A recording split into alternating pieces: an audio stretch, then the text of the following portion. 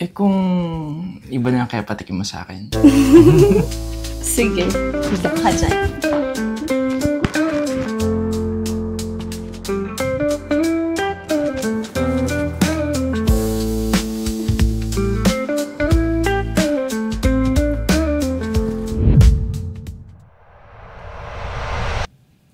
Mahal.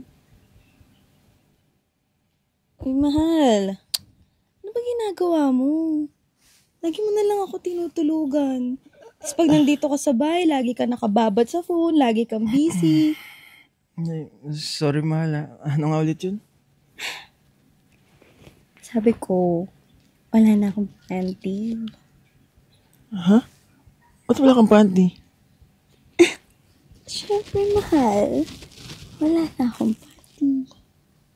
Ganun ba? Sige, bibilang kitang panty. Gusto mo naman, mahal? Sabi ko, wala na akong panty. May gusto ko bang gawin sa akin? Alam mo na. Ganun ba? Sige, ilang panty ba kailangan mo? Ako sa'yo?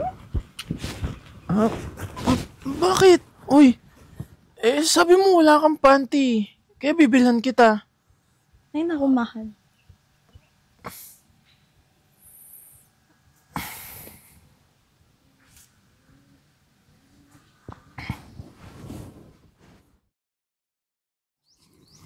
Anak, napansin ko tila malalim ang iniisip mo. Wala, Dad. Si Ian kasi. Bakit? Nag-away ba kayo? Tsaka, asan nga para si Ian? Saan pa nga ba? Hindi umalis na naman. Ba't garit na garit ka kung umalis lang si Ian? Alam mo, Dad, napapansin ko lang parang 2 buwan na hindi nag-i-stay dito si Ian. Lagi na lang siya umaalis. Kung nandito man siya sa bahay, lagi lang siya nagpo-phone. Magdamag. Baka naman busy lang talaga anak si Ian. At di ba next week na kasal nyo? Iwasan mo na yung mga negative vibes. Nakikita mo ba anak yung fountain na yan? Halika, lapitan natin siya.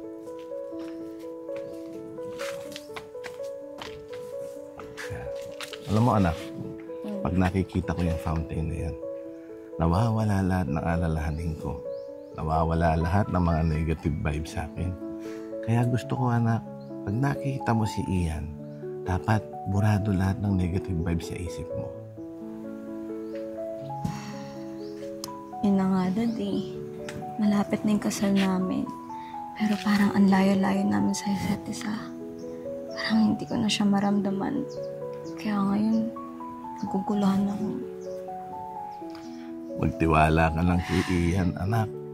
Alam ko naman, nandyan sa puso mo, alam mo na hindi ka sasaktan ni Ian. Yeah, totoo naman, Dad. Yan ang tama. Iwasan mo na yung negative vibes. Mag-positive vibes ang isipin mo. Okay ba, anak? Thank you, Dad. Sige na. Ito tayo sa bahay.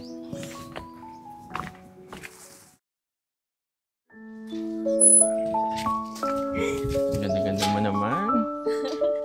Tara na. Uy! Talaga, mamadali ka ha? Pre! Lang, bakit nga kita? Grabe ko, gumaan ka. Ano ba? Baba mo na ako. Ha? Baba mo na ako. Talaga. Ay. Uy! Ikaw talaga.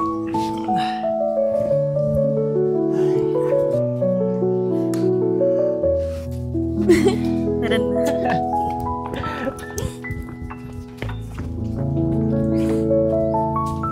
Ikaw talaga excited ka. Talaga.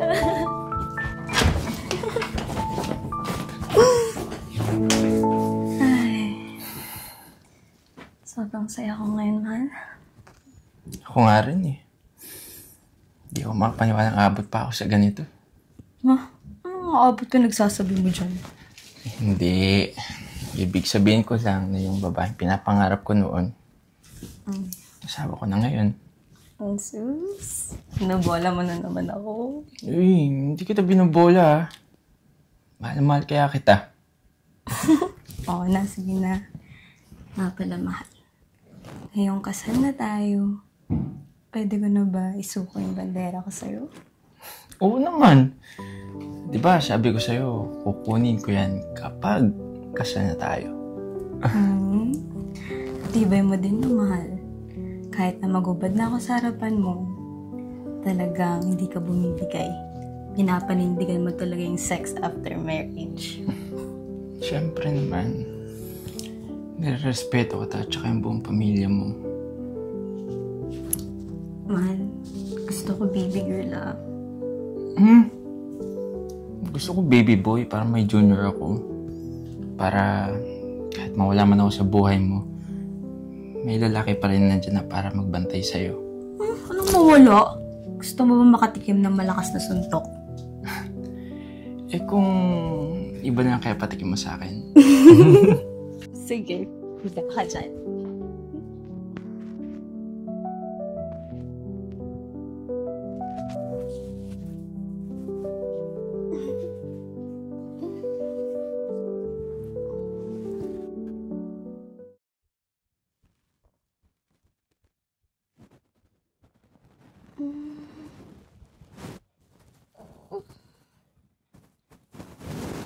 Good morning, mahal.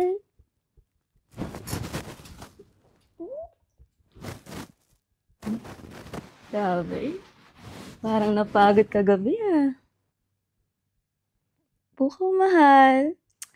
It's our first day as a married couple. Kaya wake up na, mahal. Ay, parang hirap gisingin to ah. Sige ka, kakagating ko yung tenga mo. 1, 2, 3. Uy. Mahal.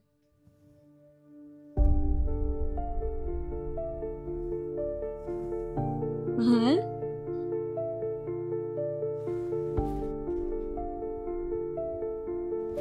Uy. Mahal. Ano na naman to? Pinaprank mo ba ako? Hindi na nakakatuwa ah. Mahal. Ginagood time mo ba ako? Mahal.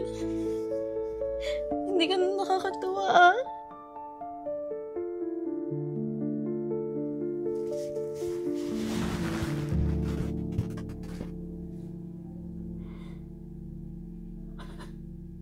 Mahal.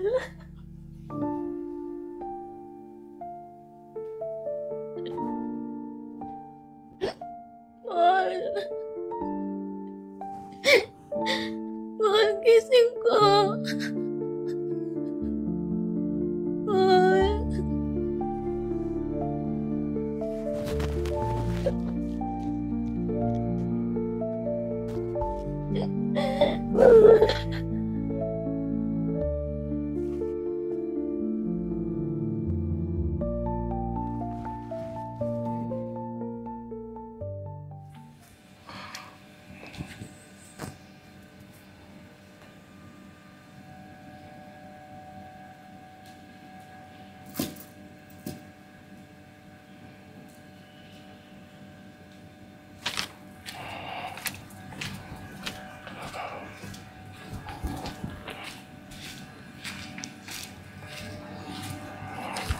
Anak, kumusta ka na? May iniwan sa akin si Ian nung gabi bago kayo ikasal. Iabot ko daw sa'yo. Ano to? Basahin mo yun, anak.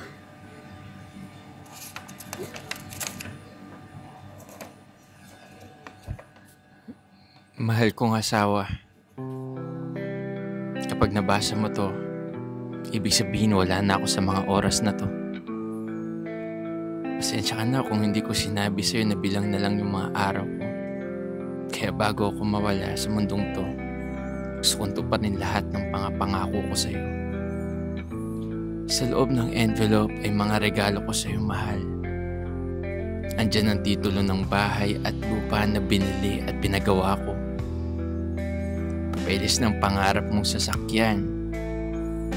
Perang naipon ko para sa pagbubuntis mo.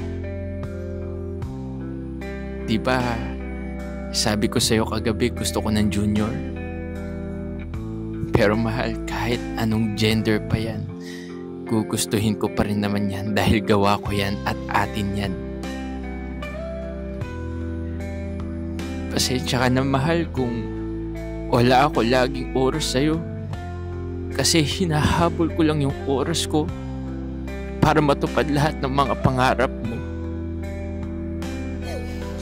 Para sa araw ng pagkawala ko, maibigay ko man lang ang lahat ng pangarap mo. Mahal, huwag mo pipigilan ang sarili mong magmahal ulit, ha? Tandaan mo, gusto pa rin kitang makitang masaya sa mga pangarap na binuo nating dalawa. Kahit hindi na ako yung kasama mo. Mahal na mahal kita. At ang magiging anak natin. Mag-ingat kayo lagi. Nandito lang ako. Gagabayan ko kayo.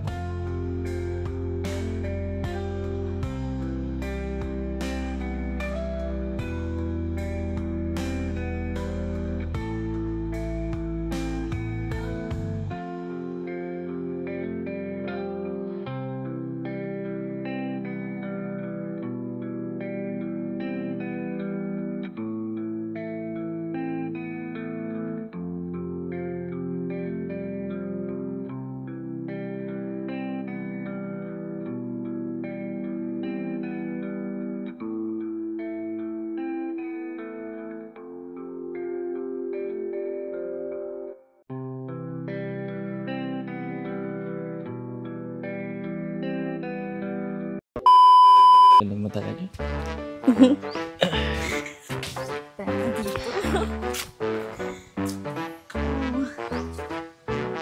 Mali! Dito, isa pa dito, tapos dito. Ilalakad na nga kita dito.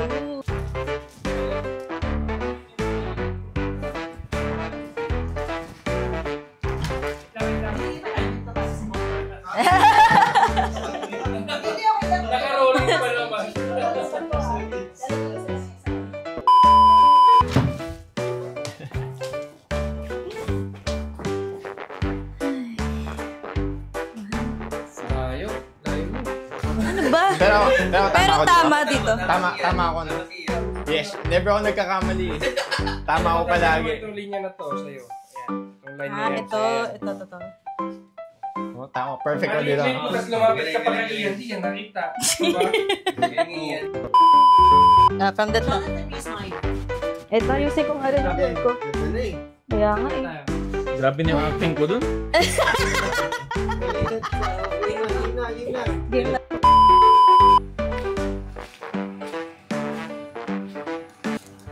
Kamusta ka na, anak? Pinamimigay sa'yo ito na lason. Inabot na sa akin. Tantado ka kasi, Russell. Nagpakita ka sa akin eh. Nakalimutan ko, sorry.